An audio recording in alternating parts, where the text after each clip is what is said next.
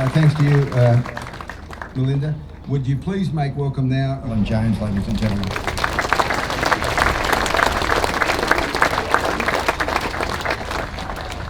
Thank you, Ray. Distinguished guests. Ladies and gentlemen, it's wonderful that everyone's here. It's wonderful you've come from a long way, but this ought to be on national television. This day should be shared with all of Australia. We are honouring a person who, we use these words loosely, an iconic figure. We celebrate in schools Banjo Paterson and Henry Lawson, and the kids read the poetry. And the purpose of bush balladeering was where the poet was able to tell a story in language which was understandable to those who were reading it. This man is the equivalent, the musical equivalent over 7 decades of Henry Lawson and Banjo Paterson. This is the musical balladeer of Australia. This is the man who was friends to truck drivers, to people in the bush who could identify with them and could incorporate it in that music, the sentiments, the expressions, the feelings, the disappointments, the doubts, the hope and the happiness that they were sharing every day of their lives. Now, on top of that, what needs to be understood and isn't commonly understood across Australia is that this man, in a musical sense, set records that will never, ever be equalled.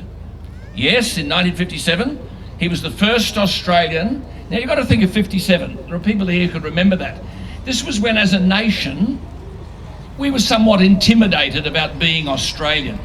So the ABC News was read by a person with a Pommy accent. And the hit parade was dominated by voices from America and from Britain. We weren't quite up to all of that. And along came the boy from Kempsey. In 1957, the first Australian ever to have a #1 song in the hit parade. Quite extraordinary. That was 57. How big was the hit for tiny little Australia?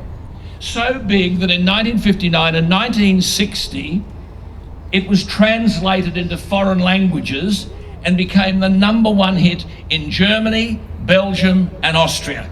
Slim Dusty from Kempsey. These stories need to be told.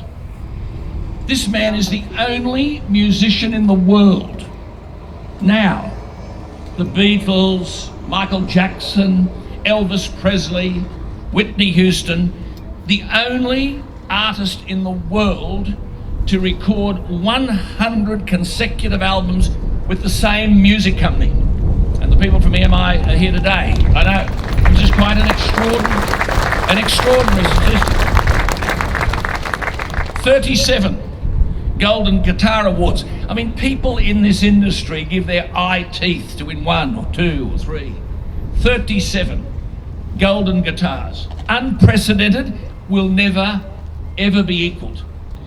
You think of the size of Australia, and you remember that marvellous festival, the Olympic Games in 2000. The world was watching. Waltzing Matilda is the national musical symbol of our country. Who was asked to sing Waltzing Matilda at the closing ceremony to hundreds of millions of people around the world? The boy from Kempsey, Slim Dusty, and 110,000 people at the Olympic Stadium joined him in that song.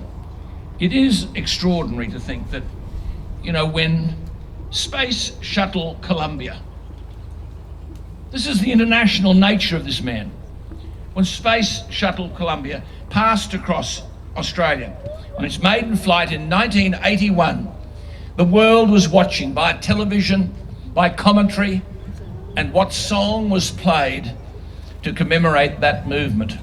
In Space, Slim Dusty, and the Pub with No Beer.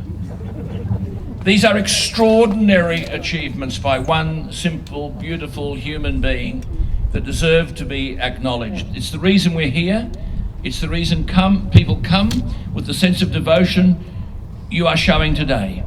And one thing is for sure, wherever the history of Australia is written, and wherever the history of Australian music is written, there will be an indelible spot in that history for David Kirkpatrick. And to you, Joy, and to all the family, this is a day of legitimate and immense pride. We're just honoured and privileged that we've been able to share it with you. I congratulate you.